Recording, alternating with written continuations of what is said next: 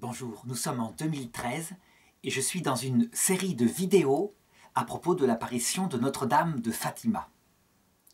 Et dans cette troisième vidéo, je voudrais analyser la première et la deuxième apparition de la Vierge à Fatima, à savoir le 13 mai et le 13 juin 1917. Et avant d'entrer dans cette analyse, je voudrais rappeler un petit peu la méthode qui est utilisée lorsqu'on fait avec cette apparition une approche en théologie catholique. L'apparition a un sens littéral. C'est ce que j'avais raconté dans la vidéo numéro 1 de cette série. Mais évidemment, ce sens littéral, il s'adresse à tous les hommes de tous les temps. Il s'adresse d'abord à notre propre vie, mais aussi à la vie de l'Église. C'est ce qu'on appelle le sens allégorique. Et je le verrai à travers ces deux apparitions. Deuxièmement, la Vierge donne certains points importants sur lesquels elle appuie pour arriver un jour à aller au ciel. C'est ce qu'on appelle le sens moral des apparitions. Et dans ces deux apparitions, il y a un sens moral évident que je montrerai. Et enfin, tout est tendu vers la vie éternelle. Je veux dire par là que la vie chrétienne, elle se vit maintenant, c'est certain. Mais elle a un but, enfin rencontrer le Christ. Et donc c'est ce qu'on appelle le sens eschatologique. Et dans l'apparition de Fatima, ce lien à la vie éternelle, à la venue du Christ, il est permanent. C'est lui qui donne le moteur d'ailleurs des enfants qui vont vouloir tenir sur terre en pensant aux pauvres pécheurs et à revoir la Vierge très vite. Alors allons-y. La première apparition de la Vierge, donc, après cette préparation de l'ange du Portugal, a lieu le 13 mai 1917. Et la première question qu'il faut se poser, c'est pourquoi apparaît-elle souvent à des petits bergers? Pourquoi pas à des petits agriculteurs, qui sont tout aussi nombreux à cette période-là? Eh bien, en fait, même ça a un sens allégorique. Un sens allégorique qui est lié, je dirais, à toute la révélation. On se souvient, par exemple, au début de la Bible, que Abel était berger et qu'il plut à Dieu, tandis que Caïn était agriculteur et qu'il déplut à Dieu. Évidemment, ce n'est pas lié à leur métier. Mais le sens profond de cela, c'est que, en fait, si la Vierge apparaît à des petits bergers, c'est parce que un berger, c'est comme un nomade dans la campagne qui n'a pas de maison. Il n'est pas attaché à une terre. D'ailleurs, on voit bien, les enfants cherchent une pâture, ils circulent de champ en champ. Et c'est pour signifier que ce qui plaît à Dieu, puisque cette apparition s'adresse d'abord à des chrétiens catholiques, et les invite à prier pour tous les hommes. Mais ce qui plaît à Dieu chez un chrétien catholique, c'est quand il n'est pas un habitant de cette terre, qu'il ne s'est pas installé par son cœur pour y vivre toujours. Ce qui plaît à Dieu, c'est quand un habitant de la terre se considère comme un nomade. Il n'a pas de lieu où habiter parce que son lieu, c'est le ciel. Et donc, déjà, dans ce premier choix de la Vierge, il y a un sens évidemment symbolique. Deuxièmement, pourquoi la Vierge apparaît-elle à 3 enfants? Pourquoi pas à des adultes? Elle est apparue à des adultes autrefois, mais dans ces apparitions-là, ce sont souvent des très jeunes gens. Eh bien, sans doute que la raison est leur limpidité de leur intelligence. Ils n'ont pas le sens critique immédiat. Ils voient apparaître une dame, eh bien ils l'écoutent. Et c'est à leurs semblables qu'appartient le royaume de Dieu. De même, lorsqu'on regarde comment sont les enfants et les adolescents, on s'aperçoit qu'ils sont souvent assoiffés de la vérité en elle-même. Et lorsqu'on leur présente des systèmes idéologiques quelconques, ça les intéresse moins que cette soif de la réalité qu'ils contemplent de leurs yeux. Eh bien, je dirais que c'est ça, cette limpidité qu'on trouve chez les enfants, c'est peut-être ce que la Vierge a choisi. Il faut remarquer par contre que Lucie, la plus grande, c'est la seule qui va oser dialoguer avec la Vierge. Jacinthe, l'autre petite fille, qui est sa cousine, n'osera jamais dialoguer avec la Vierge. Quant à François, le petit garçon, il verra la Vierge. Il verra l'ange, mais jamais il n'entendra les paroles, et ce seront les petites filles qui devront les lui répéter. Est-ce que ça a rapport avec leur sainteté personnelle et leur psychologie? Eh bien sûr que oui, Ça montre qu'en fait, finalement, parmi les chrétiens, il y a toutes sortes de chrétiens, et que tous sont menés dans une histoire sainte vers la vie éternelle par la main de la Vierge Marie, là où ils sont, dans l'état où ils sont. Lucie, c'est la plus dégourdie, elle est plus grande, mais elle a aussi une grande limpidité. Comme elle est plus grande, qu'elle a plus de caractère, elle restera sur terre. Elle devra faire connaître le cœur immaculé de Marie. La petite Jacinthe, elle est toute timide, elle n'ose pas parler. Eh bien, sa vie sera plus intérieure. François, quant à lui, il a dû faire pas mal de bêtises. C'est un petit monstre, comme on dit. Il fait des bêtises, c'est certain. Il devra réciter beaucoup de chapelets, dit la Vierge, pour aller au ciel. Mais ça signifie que là où il est dans son chemin, lui aussi aura une histoire sainte. Donc ce message s'adresse à tous les chrétiens, quels qu'ils soient, et quel que soit l'état où ils sont rendus dans leur vie, à condition évidemment qu'ils cherchent Dieu. Et l'apparition commence. Et la première parole que leur dit la dame, dont ils ne connaissent pas encore le nom, c'est « N'ayez pas peur ». Ce sera la première parole que prononcera le pape Jean-Paul II lorsqu'il sera élu lui-même pape. Est-ce qu'il a, il a voulu vraiment explicitement faire un rapport avec l'apparition de Notre-Dame de Fatima? Peut-être. En tout cas, l'apparition de Fatima aura un rôle très important dans sa vie, puisqu'il racontait sans cesse. Et une fois, j'étais allé avec des frères de Saint-Jean le voir, et il nous l'avait raconté après son attentat, qu'il avait vu de ses yeux l'ange de Fatima qui détournait la balle au moment où on lui a tiré dessus. Il le disait sans arrêt, il le disait à tous ceux qui venaient le visiter. Et ça l'avait tellement marqué. D'ailleurs, son attentat avait eu lieu le jour anniversaire de l'apparition de Fatima. Ça l'avait tellement marqué qu'il avait fait mettre dans la couronne de la Vierge de Fatima la balle qui l'avait frappé. Le grand mystère qui intriguait le pape Jean-Paul II, c'est que l'ange avait détourné la balle pour qu'il ne meure pas, mais il ne l'avait pas détournée pour qu'il ne souffre pas. Il avait énormément souffert, et de cette souffrance, même humiliante, puisqu'il avait eu une opération de l'intestin et tout ça, était sorti son encyclique sur la souffrance.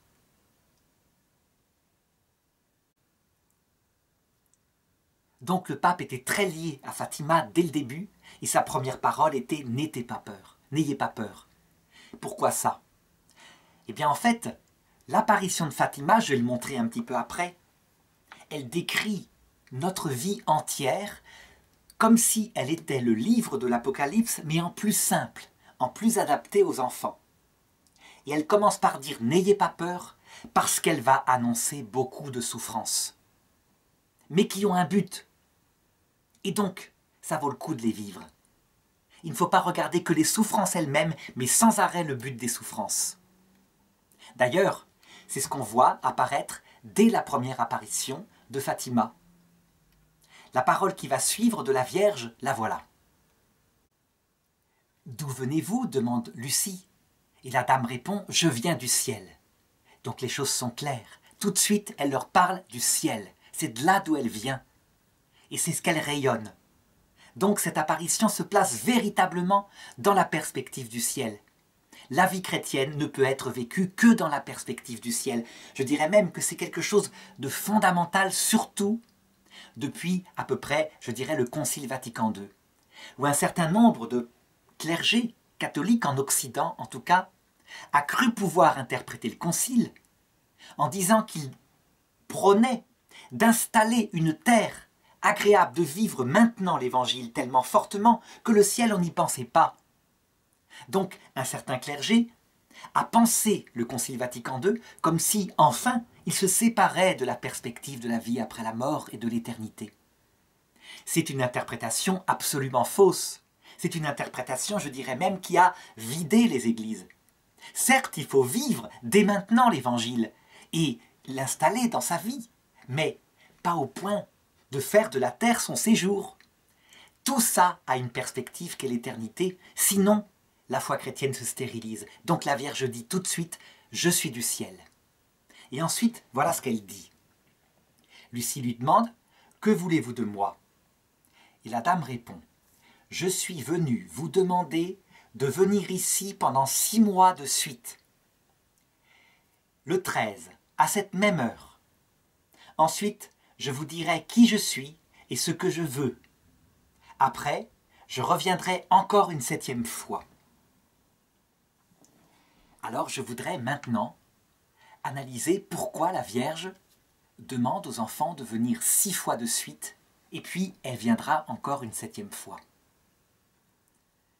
En réalité, lorsqu'on regarde la totalité des apparitions, telles que je les ai racontées dans la première vidéo, on s'aperçoit qu'au sens allégorique, la Vierge, à chaque fois, va donner aux enfants quelque chose qui les fait avancer dans leur vie chrétienne.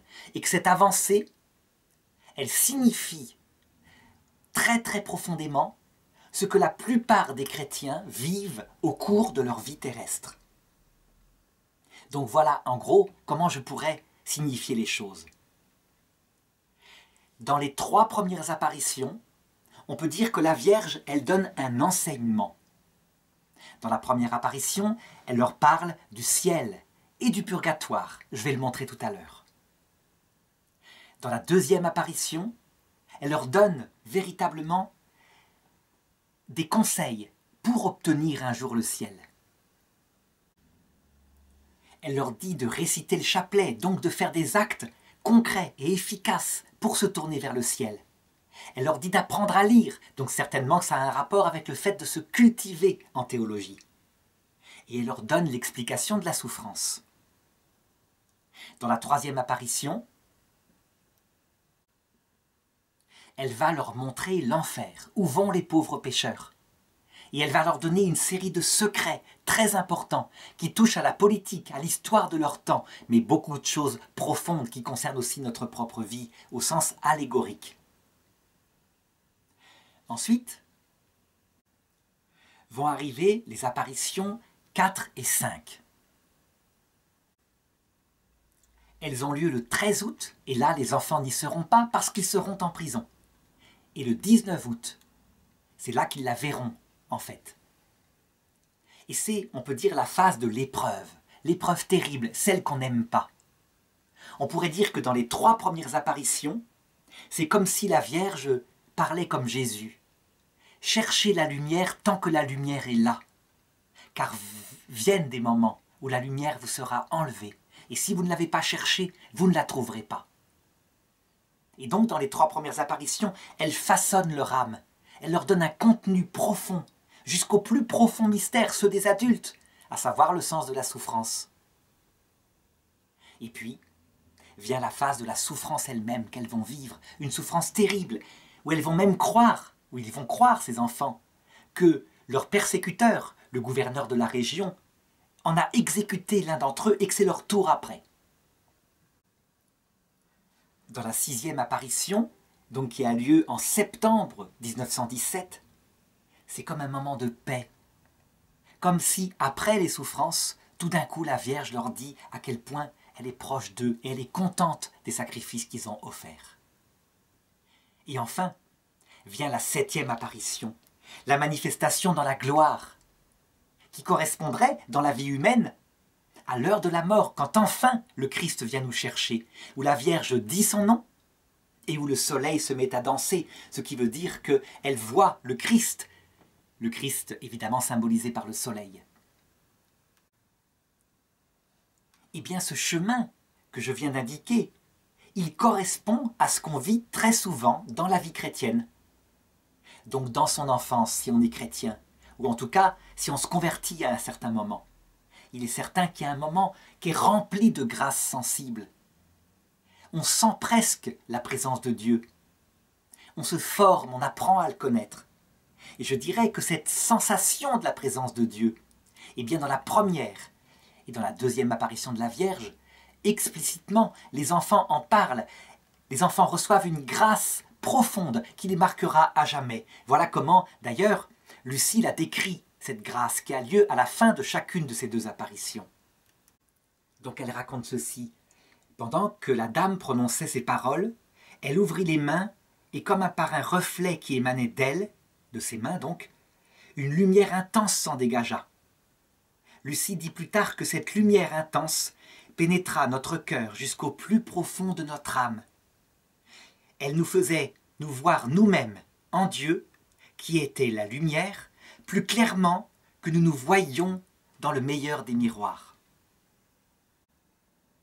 Et ça se reproduit à la fin de la deuxième apparition, donc le 13 juin 1917. La Vierge ouvrit les mains, faisant apparaître le reflet d'une lumière immense. En elle, les enfants se virent comme submergés en Dieu. Jacinthe et François paraissaient être dans la partie de cette lumière qui s'élevait vers le ciel. Lucie, dans celle qui se répandait sur la terre. Et ça correspondait, ils le reconnurent plus tard, à leur mission, puisque Lucie devait rester sur terre jusqu'à un âge avancé, tandis que Jacinthe et François devaient mourir très vite, vers 1918, de la grippe espagnole pour l'un d'entre eux. Et bien tout ça pour dire que la première phase de la vie chrétienne, elle est très souvent comme cela. Pour ceux qui se sont convertis, c'est évident, mais je dirais pour ceux qui sont chrétiens de naissance, c'est vrai aussi. Sauf que eux, très souvent, ils doivent apprendre à connaître Dieu plus par des efforts, moins par des sensations de sa présence. Ceux qui ont eu la chance de se convertir, plus tard, ont souvent une très grande grâce de connaissance intime de Dieu, qui va les porter un certain temps, mais qui ne va pas durer toujours. C'est la première phase de la vie chrétienne, la phase de la préparation. Et c'est là que la Vierge, vraiment, on peut le dire dans ces deux premières apparitions, demande aux enfants d'y participer, en apprenant à lire comme je vais le montrer tout à l'heure. Dans la vie chrétienne, il ne faut pas croire que cette phase de grâce va durer toujours. Non, ça se passe exactement d'ailleurs dans la même façon dans la vie du couple. La vie d'un couple, quand on tombe amoureux, au départ, c'est plein de joie sensible, c'est merveilleux. Et on croit que ça va durer éternellement. En réalité, lorsqu'arrive la vie commune au bout d'un certain nombre d'années, 2 ans, 3 ans, quelquefois plus vite, le sentiment, c'est comme s'il disparaissait. Eh bien, ces épreuves que vivent les couples, donc ceux qui ne connaissent pas le Christ, sont les mêmes que vivent ceux qui connaissent le Christ et qui rentrent dans la vie avec le Christ. S'ils croient que éternellement ils auront des grâces sensibles, ils s'écroulent.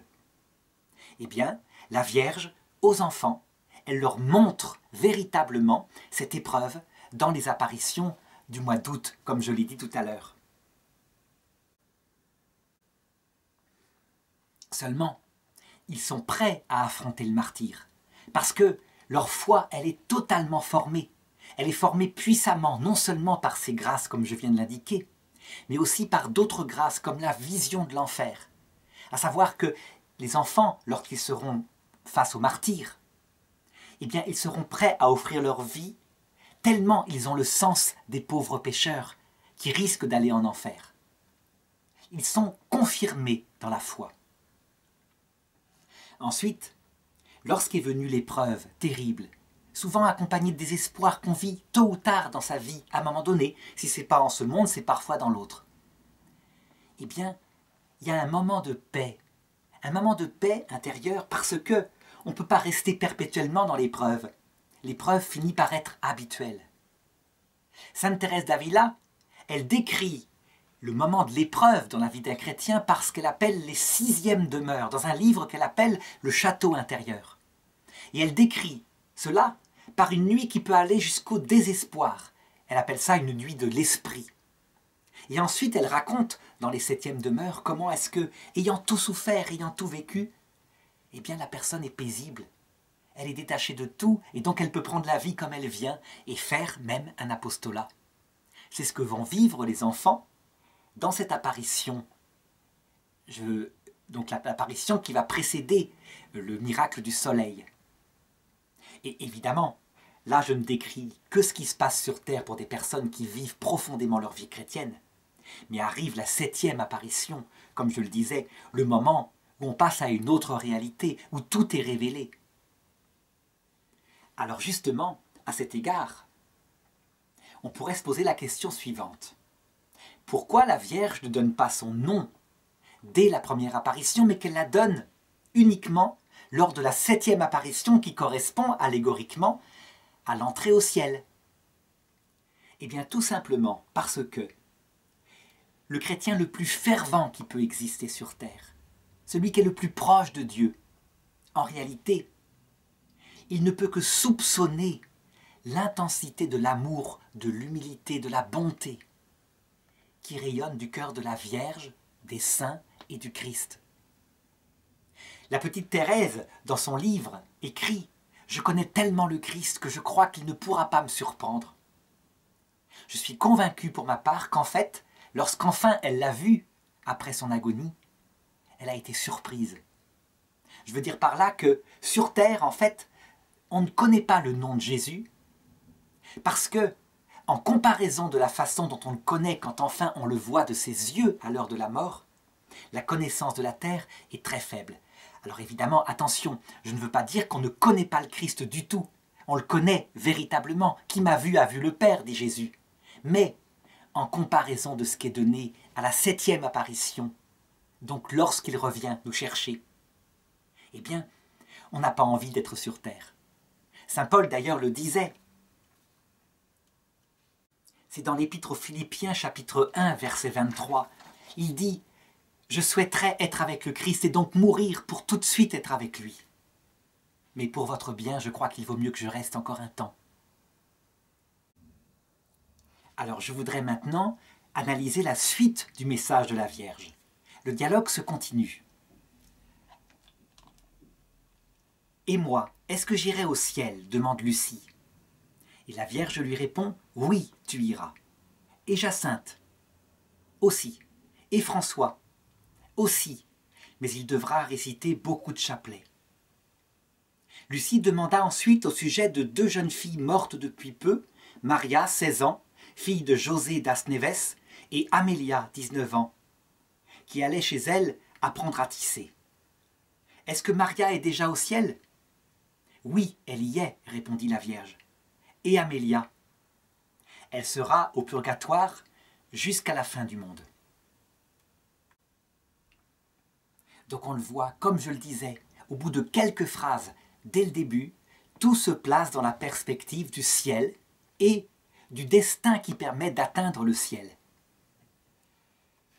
Ce qui est étonnant d'abord, c'est de voir que la Vierge promet à Lucie, à Jacinthe et même à François qu'ils iront au ciel. Pour François, avec une nuance particulière, il devra dire beaucoup de chapelets. Ça veut dire qu'il aura à changer quelques petits aspects en lui.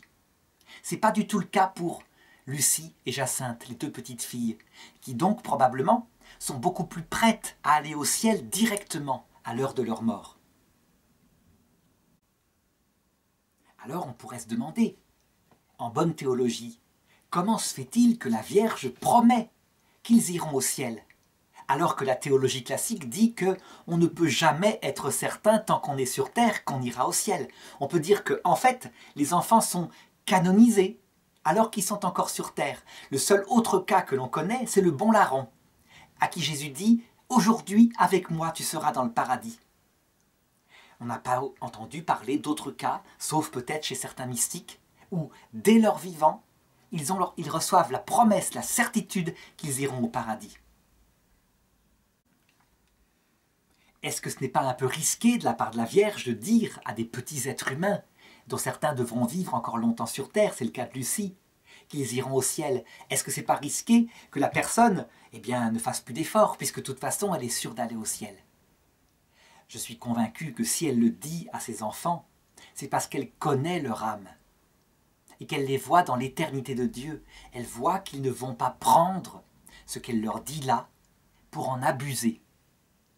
Parce qu'en réalité, la plupart d'entre nous, nous sommes plutôt rusés.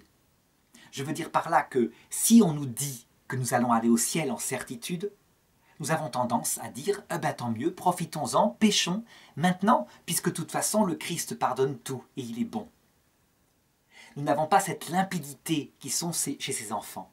Et donc, la promesse d'aller au ciel ne nous est pas donnée. Et le Christ a plutôt tendance à nous parler d'autre chose, du risque de l'enfer. Mais, en réalité, en théologie profonde, l'enfer, Dieu n'y met personne, c'est la personne elle-même qui, parce qu'elle est profondément orgueilleuse, parce qu'elle est profondément engoncée dans son égoïsme, qui, lorsqu'elle voit le Christ à l'heure de la mort, et qu'elle constate que le Christ n'est que la bonté, n'est que la vérité, n'est que l'humilité, c'est la personne elle-même qui le méprise.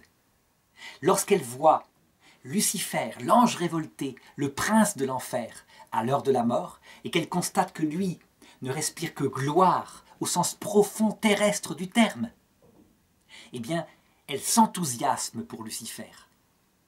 Ça veut dire en fait que la peur de l'enfer, elle ne doit pas venir de Dieu, elle doit venir de soi.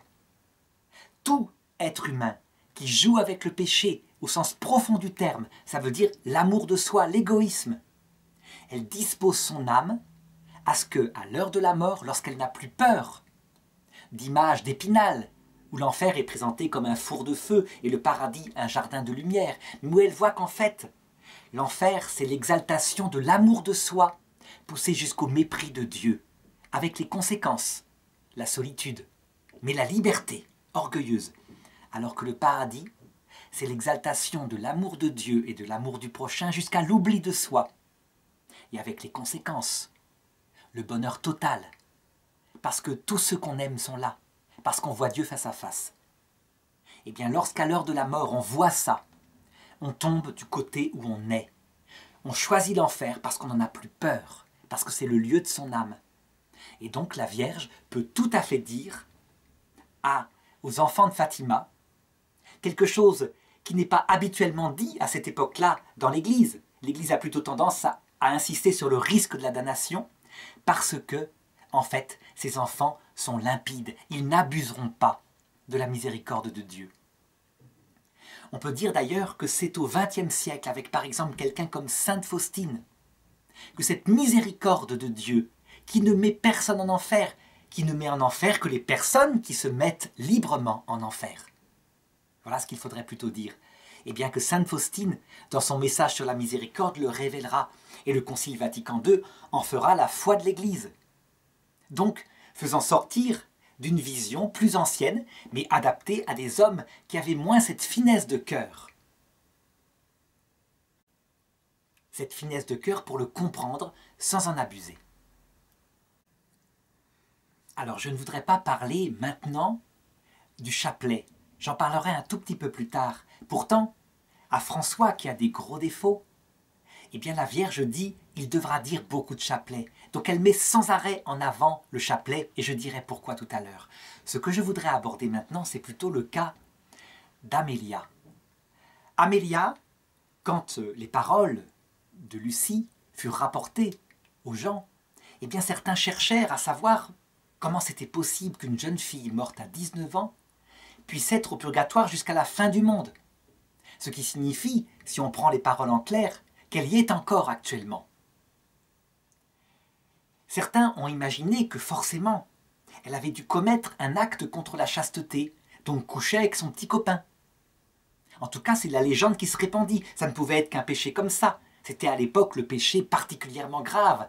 Une époque où véritablement, fallait arriver vierge au mariage. Et aussi quelqu'un, une jeune fille tombée enceinte avant le mariage, elle était parfois bannie de la communauté chrétienne. En réalité, ce n'est pas nécessairement pour cela. Je sais qu'il y a beaucoup de théologiens qui disent que le péché le plus grave et qui mène le plus au purgatoire, voire en enfer, ce sont les péchés sexuels. En réalité, lorsqu'on regarde l'Évangile, on s'aperçoit que les péchés les plus graves aux yeux de Jésus, ce sont les péchés d'orgueil. Et il suffit pour s'en convaincre de quelques minutes. À qui parle Jésus avec colère ? À qui va-t-il donner cette malédiction extrêmement dure ? Ce n'est pas à la femme adultère.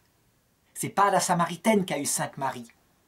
C'est aux pharisiens et aux scribes hypocrites. Vous êtes comme des tombeaux, propres à l'extérieur et à l'intérieur, ce n'est que pourriture. Il a utilisé un ton tellement dur que ça lui a valu de mourir de leurs mains. Jamais ils ne lui ont pardonné. Mais ce que dit Jésus révèle ce que pense Dieu. Le péché le plus grave, c'est l'orgueil. Face à la femme adultère, face à la Samaritaine qui a eu 5 maris, pas de colère de Jésus. Mais il leur dit, moi non plus je ne te condamne pas, va et ne pêche plus. Donc il ne s'agit pas de dire que ce n'est pas un péché. Mais ce n'est certainement pas le péché le plus grave.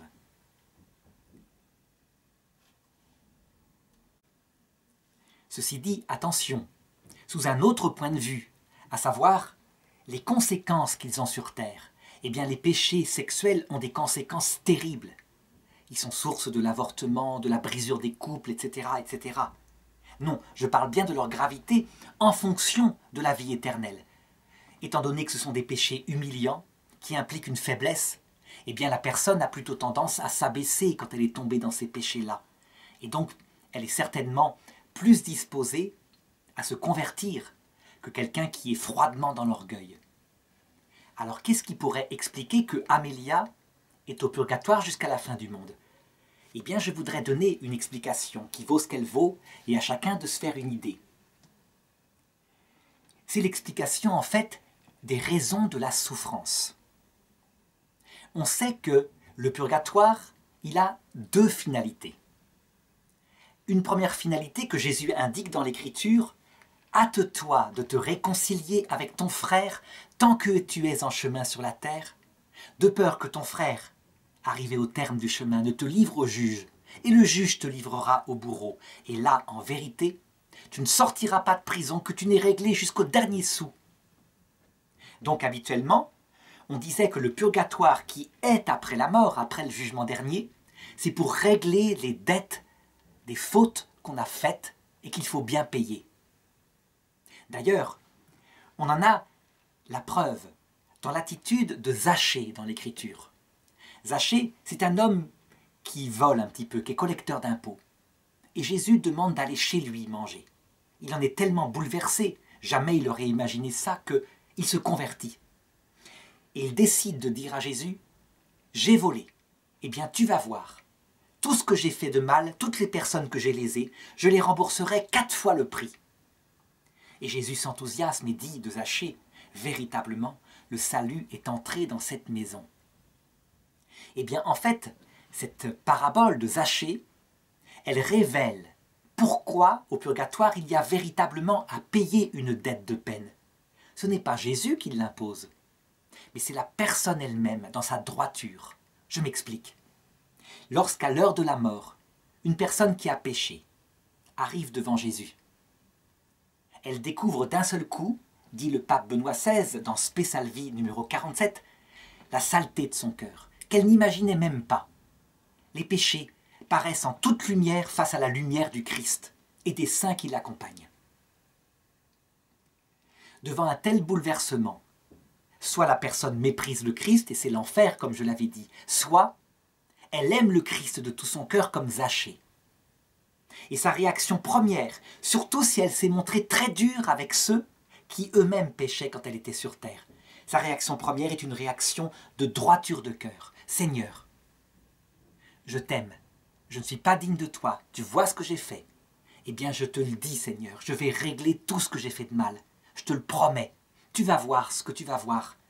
J'arriverai un jour et je serai digne de toi, comme il le faut. » Et Jésus, enthousiaste, la félicite et lui promet, c'est le jugement dernier, jugement individuel, un jour tu iras au paradis.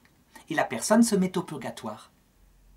Et là, au purgatoire, dans son zèle, dans son amour, tout juste né, certaine d'être sauvée, elle passe d'abord par une phase de joie, donc qui correspond à ce que j'ai montré tout à l'heure sur les 3 premières apparitions de la Vierge aux enfants. Ensuite, comme elle n'arrive à rien, elle est toute seule, elle est dans un lieu séparé de ceux qu'elle a rencontrés à l'heure de la mort. Elle passe ensuite par une phase d'ennui, voire de désespoir. Elle voudrait payer ses dettes, mais c'est impossible. Elle n'arrive à rien. Et donc elle se décourage. Elle n'aspire plus qu'à une chose, c'est qu'enfin Jésus, qu'elle a vu à l'heure de la mort, vienne la chercher, ou que la Vierge vienne la visiter. Dans cette phase de désespoir, son cœur est brisé, il change. Il arrive une 3e phase dans ce purgatoire, donc qui correspondrait, je dirais, à la 6e apparition de la Vierge, donc au mois de septembre 1917. Un moment de paix intérieure. La personne est transformée tellement elle a souffert, et elle dit au Seigneur qu'elle ne voit pas encore. « Seigneur, je ne serai jamais digne de te recevoir. Tu verras rien, rien Je t'avais dit, tu verras ce que tu vas voir, rien du tout. Je suis incapable. Mais dis seulement une parole et je serai guéri. C'est la phase de paix qui suit l'épreuve. L'épreuve que les enfants, eux, ont vécue sur Terre. Et donc on voit, ce qu'on ne vit pas sur Terre, on le vit après la mort. Qu'est-ce qui est changé dans cette personne? En fait, elle a acquis un cœur brisé, un esprit humilié. Elle est devenue une pauvre personne. Fini les mépris, les condamnations ou la certitude d'être un jour digne du Seigneur. Elle sait qu'elle n'est rien. Et donc, à ce moment-là, peut arriver l'apparition, entre guillemets, symboliquement, du mois d'octobre 1917, à savoir le retour du Christ, qui danse comme le soleil, accompagné de la Vierge Marie, des saints qui viennent chercher la personne pour l'entraîner vers le ciel. Pourquoi est-ce qu'il faut avoir un cœur brisé, un esprit humilié? Ça, c'est une raison beaucoup plus profonde, et qui trouve sa source dans la nature même de Dieu. Dieu que l'on doit voir face à face dans le paradis pour l'éternité. La raison profonde, c'est que Dieu, dans sa vie trinitaire, dans ses relations entre les trois personnes, est infiniment humble. Ça, je ne veux pas en parler théologiquement ici, mais je l'ai développé dans d'autres vidéos. Toujours est-il qu'il est infiniment humble à tel point, dans un tel jaillissement de pauvreté, lui qui est pourtant le tout-puissant, le tout-amour, le tout-lumière, que personne ne peut le voir sans mourir, entre guillemets. Mourir non pas physiquement, ce n'est pas le problème, mais mourir dans son âme, acquérir un cœur brisé, un esprit humilié. Sinon, on ne supporte pas. La personne, au début du purgatoire, dit « Je serai digne de toi, un jour, tu verras ». Et c'est par amour qu'elle le dit.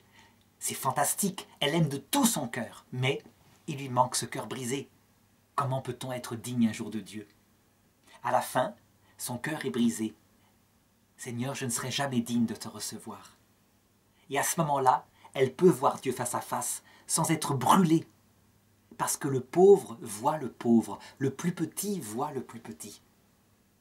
Donc voilà la raison des souffrances. Mais ça, c'est une raison qu'on ne peut apprendre que dans la première phase, pas quand on est au fond du purgatoire. Quand on voit quelqu'un qui souffre atrocement, on ne va pas lui dire « tu souffres parce que ton cœur est en train d'être préparé à la vision de Dieu ». Donc seul dans les 3 premières apparitions de Fatima, les préparations à l'épreuve, on peut apprendre tout cela. D'où l'intérêt de se former par ces vidéos et avec l'Église en théologie, pour le moment où arrivera les jours qu'on n'aime pas. Alors maintenant, qu'en est-il d'Amélia? Qu'est-ce qu'elle a pu faire comme grave péché pour être au purgatoire jusqu'à la fin du monde? Eh bien, en fait, peut-être qu'elle n'a pas fait plus de péchés que n'importe qui. Elle est morte à 19 ans. Non, peut-être que c'est lié tout simplement à son tempérament. La durée du purgatoire, en temps, je dirais, objectif, c'est-à-dire en temps cosmique de la Terre, pour elle, ce sera jusqu'à la fin du monde.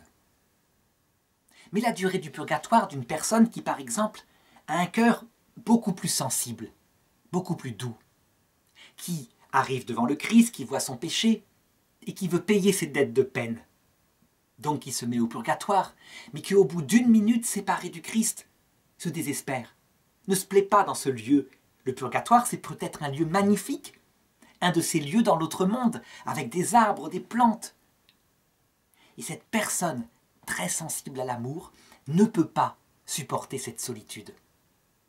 Je voudrais montrer à quel point c'est vrai. Je me rappelle quand j'avais 18 ans, je rêvais d'imiter la vie de ces ermites qui peuvent passer leur temps dans les montagnes. Et donc je suis allé voir un prêtre formidable, le Père Emmanuel de Floris, pour passer 1 mois avec les frères de Saint-Jean à Montmorin dans son ermitage.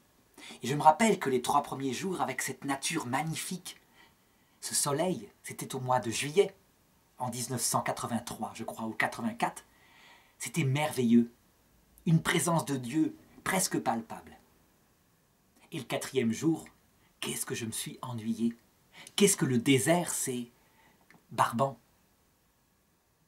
Je ne peux pas dire que je me suis désespéré, mais je tournais en rond en m'ennuyant. Et donc j'ai trouvé, comme tous les hommes font, une activité, à savoir des bouquins, de la lecture, de la formation, bref, pour occuper l'esprit. et un certain temps de balade quand même dans la journée pour voir ce merveilleux paysage. Eh bien, c'est une image de l'expérience du purgatoire. Si Amélia s'y plaît, parce qu'elle est sûre d'être sauvée et que son tempérament est un tempérament de battante, eh bien, il faudra plus de temps pour qu'elle comprenne et qu'elle passe par cette phase de désespoir. Par contre, une autre jeune fille, comme peut-être la petite Maria, qui était plus sensible, elle a été séparée de Jésus peut-être quelques minutes, qui lui ont paru de toute façon une éternité. Elle s'en est désespérée et le travail était fait. Donc il ne faut pas imaginer que le péché de Maria était petit et le péché d'Amélia était grand. Puisque toute personne, quelle qu'elle soit, pour rentrer dans la vie éternelle, doit avoir connu l'épreuve ultime, cette phase de nuit de l'esprit, de désespoir, que le Christ a connue à la croix. Mon Dieu, viens me chercher, pourquoi m'as-tu abandonné, etc. Tout est accompli à ce moment-là, parce que seule cette souffrance permet de façonner un cœur brisé. Ceux chez qui ça se passe plus vite, tant mieux, et Amélia, ça mettra peut-être plus de temps. Mais au bout du compte, de toute façon, qui a souffert le plus entre Maria et Amélia? Toutes deux auront eu le cœur brisé. Donc c'est la même souffrance. Alors voilà, pour ce qui est du sens eschatologique de cette première apparition, je voudrais en terminer. Et je voudrais maintenant passer au sens moral qui est présent dans cette apparition. C'est la suite du discours de la Vierge. Donc, la Vierge dit aux enfants: « Voulez-vous offrir à Dieu pour supporter toutes les souffrances qu'il voudra vous envoyer, en acte de réparation pour les péchés par lesquels il est offensé, et de supplication pour la conversion des pécheurs ?» Et les enfants répondent: « Oui, nous le voulons. » Vous aurez alors beaucoup à souffrir, mais la grâce de Dieu sera votre réconfort. Ce qui se passe ici, c'est passé, dit-on, aussi pour Marthe Robin. Lorsqu'elle avait à peu près 18-20 ans, le Christ lui est apparu et lui a demandé exactement la même chose. « Veux-tu souffrir pour les pauvres pécheurs et pour faire connaître mon cœur au monde ?» On voit qu'une telle parole de la Vierge s'adresse à des chrétiens en acte. Ça veut dire par là que jamais ce sens de la souffrance. Voulez-vous souffrir, donc une souffrance rédemptrice, à la fois pour changer leur cœur et pour les autres, jamais elle ne pourrait être demandée, par exemple, à un musulman. Lui ne comprend pas ça. Il pense que l'épreuve, c'est un test que Dieu fait pour vérifier s'il a la foi. Là, c'est autre chose. C'est une souffrance qui ressemble à celle du Christ. C'est comme une co-rédemption. En souffrant, ils aideront les pauvres pécheurs qui ne connaissent pas le Christ à arriver aussi un jour au paradis. Et donc, ce que révèle la Vierge aux enfants, finalement, c'est que pour aller au ciel, il y a le chemin de la souffrance. Et j'ai expliqué tout à l'heure dans l'explication sur le purgatoire pourquoi. Parce que seule la souffrance permet à un être humain d'acquérir un cœur brisé. Cependant, attention, est-ce qu'il faut demander la souffrance? Je dirais pour ma part, non, je ne pense pas. Ou alors c'est une vocation particulière. Parce que demander la souffrance, c'est toujours demander quelque chose qu'on ne va pas aimer. Si on pouvait imaginer la souffrance qu'on demande, elle serait une joie, une certaine fierté. Mais la souffrance qui est efficace pour façonner le cœur, c'est celle qu'on n'aime pas. Donc je pense qu'il ne faut pas la demander. Et que Dieu lui-même, il gère les choses quand il le veut. Lorsqu'il voudra nous faire connaître cette phase de désespoir qui donne un cœur brisé, il le fera. S'il estime que c'est mieux de le faire dans le purgatoire après la mort, il le fera. S'il estime que c'est mieux en cette terre, il le fera. Si c'est mieux à l'heure de la mort, face au Christ, il le fera. Sauf vocation particulière, comme le cas de ces 3 enfants. Et c'est peut-être aussi la vocation religieuse qui appelle à cette union particulière à la souffrance. En tout cas, la Vierge demande à ses 3 enfants si elles veulent bien souffrir. Et ils acceptent. Mais ils acceptent sans savoir trop ce qu'ils disent, évidemment. Ce sera dans les autres apparitions, les 2 apparitions suivantes, que petit à petit la Vierge leur expliquera pourquoi cette souffrance a un rôle très utile et qu'à ce moment-là, véritablement, de par leur choix propre et non pas seulement portés par la lumière de la Vierge, mais en comprenant davantage, ils accepteront de souffrir dans les apparitions où ils subiront le martyre. Ce qui est certain, c'est que dès cette apparition-là, la Vierge branche ce sens de la souffrance sur la Trinité, dont j'avais expliqué tout à l'heure que c'est elle qui explique la raison pour laquelle nous devons passer par la souffrance. Et elle leur apprend une prière. « Ô très sainte Trinité, je vous adore. Mon Dieu, je vous aime dans le très saint sacrement. » Le but de ces souffrances, c'est de voir Dieu dans sa Trinité. Mon Dieu, c'est la parole que Jésus prononce dans la souffrance ultime à la croix. Mon Dieu, pourquoi m'as-tu abandonné? Et le chemin avant de voir la Trinité, pour s'unir à Dieu, c'est l'Eucharistie. Ça veut dire une présence de Dieu qui a quelque chose d'obscur, de pénible, parce qu'on ne voit pas encore le Christ en acte. On sait qu'il est là, on y croit. Mais ce n'est pas adapté, évidemment, à ce que désirerait notre âme. C'est le chemin qui dure le temps de la vie terrestre, le chemin pas facile d'un purgatoire qu'on appelle le purgatoire de la terre. Et enfin, toujours dans ce sens moral, pour leur expliquer comment aller au ciel, la Vierge les invite à réciter le chapelet tous les jours pour obtenir la paix dans le monde. Et ça, j'en parlerai en analysant la 2e apparition tout de suite. Cette 2e apparition a lieu le 13 du mois de juin 1917. Et elle est la suite de la pédagogie préparatoire de la Vierge dont je viens de parler à l'instant. D'ailleurs, la dame reprend son enseignement à l'endroit où elle avait terminé la dernière fois, en disant aux enfants « Je veux que vous veniez le 13 du mois prochain, que vous disiez le chapelet tous les jours et que vous appreniez à lire. Ensuite, je vous dirai ce que je veux. » Alors je voudrais analyser cette première phrase de la 2e apparition. D'abord, pourquoi leur demande-t-elle de dire le chapelet tous les jours? Le chapelet, c'est quelque chose de particulier. C'est une prière où il est demandé de regarder des mystères pris dans la vie du Christ, sous forme de 4 mystères. À l'époque, il n'y en avait que 3. Les mystères joyeux, les mystères douloureux et les mystères glorieux. Et le pape Jean-Paul II, ce pape lié à Fatima, a ajouté, avant les mystères douloureux, les mystères lumineux. Les mystères joyeux regardent l'enfance du Christ, la préparation quand tout est paisible, donc l'annonciation, la visitation, Noël, etc. Avec à chaque fois 10 Je vous salue Marie, qui sont récités, encadrés par un Notre Père et un Gloire à Dieu. Gloire au Père, au Fils et au Saint-Esprit. Ensuite viennent, ajoutés par le pape Jean-Paul II, les mystères lumineux, à savoir une formation théologique aux enseignements du Christ. Ses discours, son évangile, ce qu'il a prêché, chose qui n'existait pas avant. Et que Jean-Paul II a ajouté parce que il est essentiel d'apprendre à lire. C'est ce que la Vierge dit aux enfants, apprenez à lire. Ça veut dire, formez-vous, comprenez votre foi.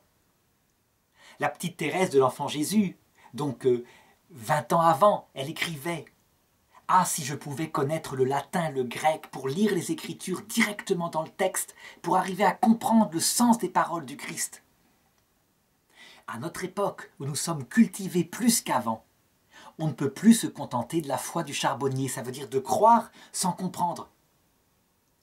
Notre époque est celle de personnes qui sont plus cultivées qu'avant, et qui donc peuvent davantage réaliser ce que demande Jésus dans son évangile, à savoir de devenir des amis.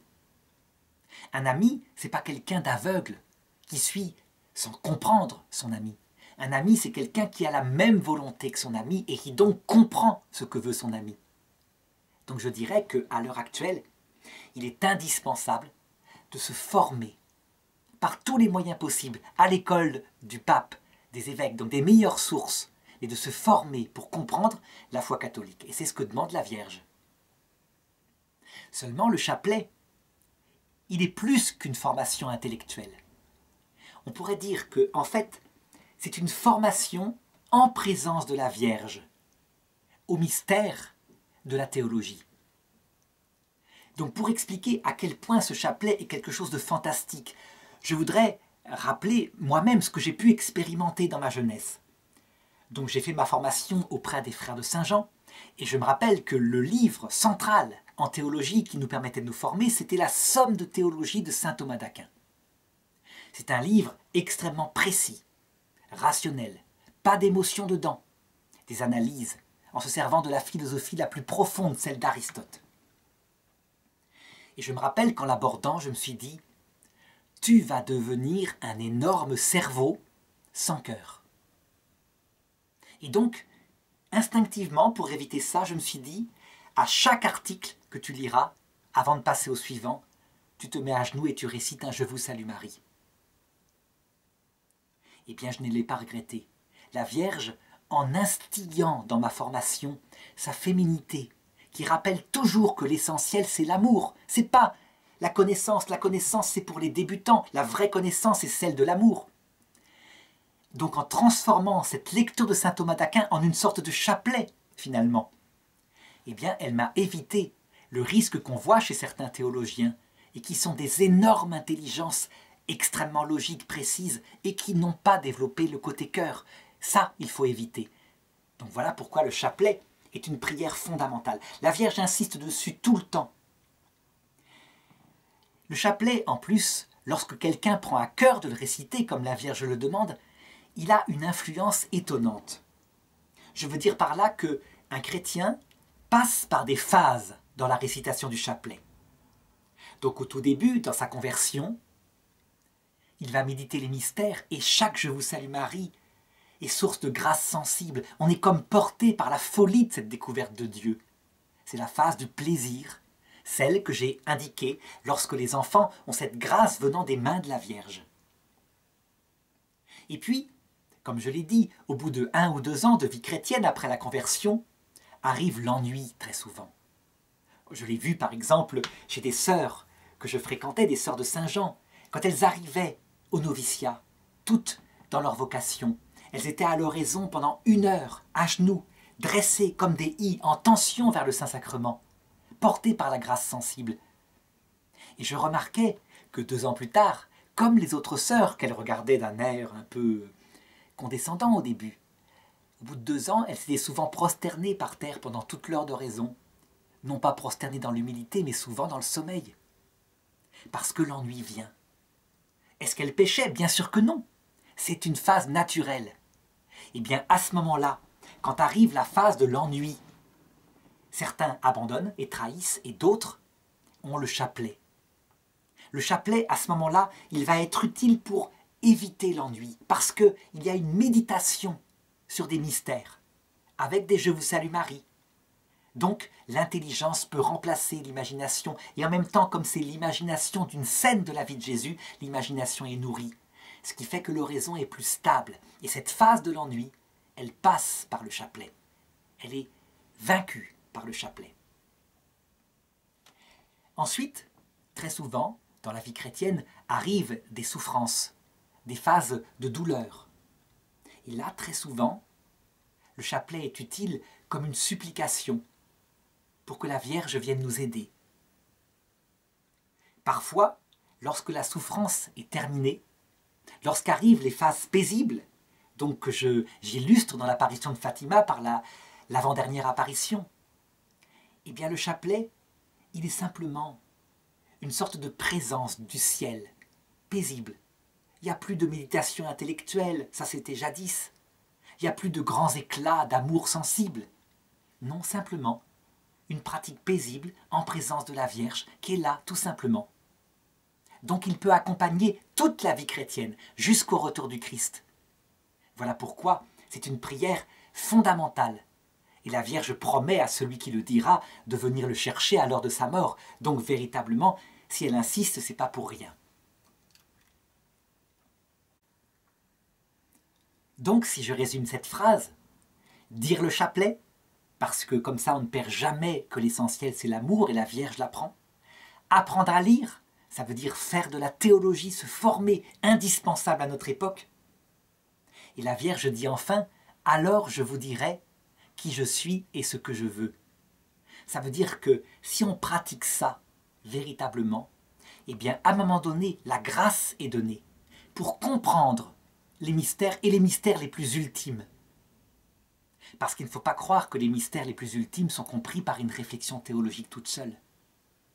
Il y a à un moment donné une grâce venant de Dieu qui met en place les choses, sinon on les comprend de travers. Donc, véritablement, elle promet d'aider à ce qu'on entre dans le bon axe de la théologie telle qu'elle est fidèle à la foi de l'Église, à celle qui a été prêchée par les apôtres. Alors, dans cette deuxième apparition de la Vierge, le dialogue continue. Lucie demanda la guérison d'un malade. Ce en quoi la dame répondit « S'il se convertit, il sera guéri durant l'année. » Donc je ne veux pas aborder ici la question de la guérison des malades et de l'absence de guérison qui aura parfois lieu. Parce que dans d'autres apparitions, c'est un thème qui est abordé explicitement. Le dialogue continue. « Je voudrais vous demander de nous emmener au ciel, dit la petite fille. » Et la Vierge répond « Oui, Jacinthe et François, je les emmènerai bientôt. Mais toi, tu resteras ici pendant un certain temps. Jésus veut se servir de toi afin de me faire connaître et aimer. Il veut établir dans le monde la dévotion à mon cœur immaculé. À qui embrassera cette dévotion, je promets le salut. Ces âmes seront chéries de Dieu, comme des fleurs placées par moi pour orner son trône. » Alors je voudrais commenter cette partie du message qui est si importante. D'abord, le fait que François et Jacinthe doivent partir et le fait que Lucie doit rester. Comme je le disais tout à l'heure, ça fait référence à un passage où saint Paul lui-même en parle. Donc dans l'Épître aux Éphésiens, chapitre 1, verset 23. Quand il explique à l'église d'Éphèse que pour lui, il aimerait mourir, parce que la mort finalement est un avantage, non pas à cause de la mort, mais parce qu'il serait avec le Christ. Mais que par ailleurs, il est divisé, parce que pour leur intérêt, à eux, il faut qu'ils restent un certain temps, ne serait-ce que pour fortifier l'Église, pour prêcher. Eh bien, on peut dire que c'est exactement la même chose qui se passe ici. François et Jacinthe sont au ciel, elles sont béatifiées, elles sont au paradis. Elles ont un travail sur la terre qui est absolument essentiel. Elles sont présentes autour de nous. Le petit garçon et la petite fille, je ne devrais pas dire elles, ils sont présents autour de nous. Ils ont donc un apostolat absolument direct. Et on peut les prier, puisqu'ils sont béatifiés. Seulement, étant au ciel, leur mission consiste à se cacher pour un temps. Ils n'influencent notre destin qu'en demandant aux anges de nous aider. Mais le message direct, il passe par qui? Mais par ceux qui sont encore vivants sur terre. Donc les apôtres, les papes, les évêques, les prêtres, etc., qui ont un rôle direct, utilitaire, pour nous aider à nous former dans la foi. Eh bien, c'est ce rôle que Lucie reçoit. Ce n'est pas la part la plus souhaitable. C'est un petit peu ce qu'avait dit Jésus à Marthe et à Marie. Marie était à ses pieds, elle écoutait. Et Marthe passait son temps à servir, à s'agiter au service de la table. Marthe se met à râler et dit à Jésus, « Mais dis à ma sœur d'aider au service. » Et Jésus lui avait répondu, « Marthe, Marthe, tu t'agites pour bien des choses. Une seule est nécessaire. Marie a choisi la meilleure part, elle ne lui sera pas enlevée. » Donc je veux dire par là que le sort de Jacinthe et François est le meilleur. Elles aident depuis le ciel. Mais le sacrifice que fait Lucie en étant restée sur terre jusqu'à un âge avancé est important. C'est un sacrifice d'amour. Il est évidemment inutile. Jésus pourrait apparaître à tout le monde directement. Mais puisqu'il a voulu que ça passe pour un temps, le temps de la terre, par ses missionnaires, eh bien Lucie, c'est ce qu'elle a fait. Toute sa vie, dans la souffrance. Donc ça doit nous faire réfléchir à la vocation. Est-ce que nous nous tournons vers une vocation en silence et contemplative, Ou est-ce que nous nous tournons vers une vocation apostolique, ou par exemple vers la vocation sacerdotale qui consiste à être dans une paroisse, quelquefois tout seul, dans l'ennui, dans la solitude avec très peu de pratiquants, mais pour donner l'Eucharistie et la confession? Eh bien, la part la meilleure, c'est la vie contemplative. La part nécessaire auquel il appelle certains et qui, quand il y a appel, il faut suivre, c'est la vie apostolique, évidemment. Alors je voudrais par contre maintenant passer plus de temps à commenter cette importante déclaration que fait la Vierge quand elle dit « Mon Fils veut établir sur la terre le culte de mon cœur immaculé. Et je promets que celui qui aura la dévotion à mon cœur immaculé, je lui promets le salut. Ces âmes seront chéries de Dieu comme des fleurs placées par moi pour orner son trône. » En fait, cette promesse de la Vierge, elle fait référence exactement à un texte de l'Évangile selon saint Jean. Près de la croix de Jésus se tenait Marie sa mère, et près de sa mère, le disciple que Jésus aimait. Le disciple que Jésus aimait, ces âmes seront chéries de Dieu comme des fleurs placées par moi pour orner son trône. Jésus dit à sa mère, « Femme, voici ton fils. » Puis il dit au disciple, « Voici ta mère. » Et à partir de ce jour-là, le disciple l'a pris chez lui. Les protestants, lorsqu'ils lisent ce texte, disent « Mais en fait, il a fait un acte pour s'occuper de sa vieille mère. » Les catholiques et les orthodoxes et toutes les églises apostoliques disent « Mais pas du tout. Il s'agit d'un des derniers actes de Dieu qui est sur la croix et qui meurt. Ce n'est pas une parole humaine, c'est une parole de Dieu. » En réalité, Jésus est en train de dire que celui qui prend Marie chez lui est préféré. Et pourquoi est-ce qu'il est préféré? Parce que quand il n'a que Jésus, comme les protestants n'ont que Jésus, il a une partie essentielle. Jésus seul est Dieu, Marie n'est pas Dieu. Il a une partie essentielle, l'enseignement, la révélation par le Christ, vrai Dieu et vrai homme, sa passion. Mais une partie qui est réalisée par un homme. Dieu s'est fait homme, masculin. Or, l'image complète de Dieu, dès le début de la Genèse, c'est pas l'homme tout seul, c'est homme et femme. À son image, il les créa. Et c'est pourquoi, pour avoir la parfaite connaissance de ce qu'est Dieu, on ne peut pas se contenter de Jésus, aussi profondément à l'image de Dieu soit-il, et qui m'a vu a vu le Père. Donc les protestants, effectivement, on doit le dire, sont parfaitement dans l'Évangile. Mais pour avoir le secret total, il faut la part de féminité de Dieu, que révèle Marie, au point que le Père Kolbe disait « Si l'Esprit Saint, par hasard, s'était fait homme, eh bien, il serait devenu Marie. » Et le Père Kolbe ajoute « Mais évidemment, Marie n'est qu'une personne humaine, l'Esprit Saint ne s'est pas fait homme. » En réalité, c'est fondamental. C'est comme le yin et le yang dans les anciennes civilisations taoïstes. Hommes et femmes unis, voilà l'image parfaite de Dieu. Douceur et force. Parole d'autorité et parole de tendresse. Les deux ensemble, sinon on se coupe d'une grande partie, d'un pôle énorme de la révélation du Christ. Autre chose, toujours liée à cette dévotion du cœur immaculé de Marie, eh bien, c'est le sens, c'est le rôle précis que Marie aura vers la fin du monde. Je disais tout à l'heure qu'à la croix de Jésus, il y avait Marie et le disciple que Jésus aimait. Ce disciple, c'est Saint Jean.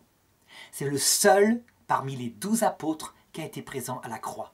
Tous les autres étaient sauvés. Jésus l'avait annoncé. Le pasteur sera frappé et les brebis se disperseront. Eh bien, vers la fin du monde, il se prépare la même chose, dit le catéchisme de l'Église catholique explicitement au numéro 675. L'Église passera par quelque chose qui ressemblera à la vie du Christ, à sa mort. Tout semblera perdu. Les hommes ricaneront. Il n'aura plus visage humain, cette Église. Ce que le maître a vécu, le serviteur le vivra. Et bien, vers cette période-là, tous ceux qui n'auront que Jésus s'enfuiront. Mais ceux qui auront imité Marie, qui auront contemplé la façon dont elle n'a jamais douté, dont elle était présente à la croix alors que tout semblait perdu, dont elle a même vécu le samedi saint, en étant certaine qu'il ressusciterait le troisième jour. Ceux qui auront imité Marie, contemplé sa vie, compris ce qu'elle a vécu, alors ils tiendront en ces jours-là. Lorsque Jésus dit « Y aura-t-il encore la foi lorsque le Christ reviendra sur la terre ?» La réponse est oui, il y aura la foi. Mais uniquement ceux qui auront pris Marie chez eux pour vivre cette épreuve ultime de l'Église, comme Marie a vécu l'épreuve ultime du Christ. Donc on le voit, il y a là quelque chose de très profond, non seulement au point de vue du sens moral, donc comment s'approcher de Dieu au plus fort, mais du sens eschatologique, à savoir comment vivre les mystères de la souffrance. C'est quelque chose qui est valable non seulement pour la dernière génération qui vivra sur Terre, mais pour les moments où nous sommes dans notre vie dans l'épreuve. Et ça, je l'analyserai au cours d'une vidéo où je verrai les épreuves des enfants à Fatima.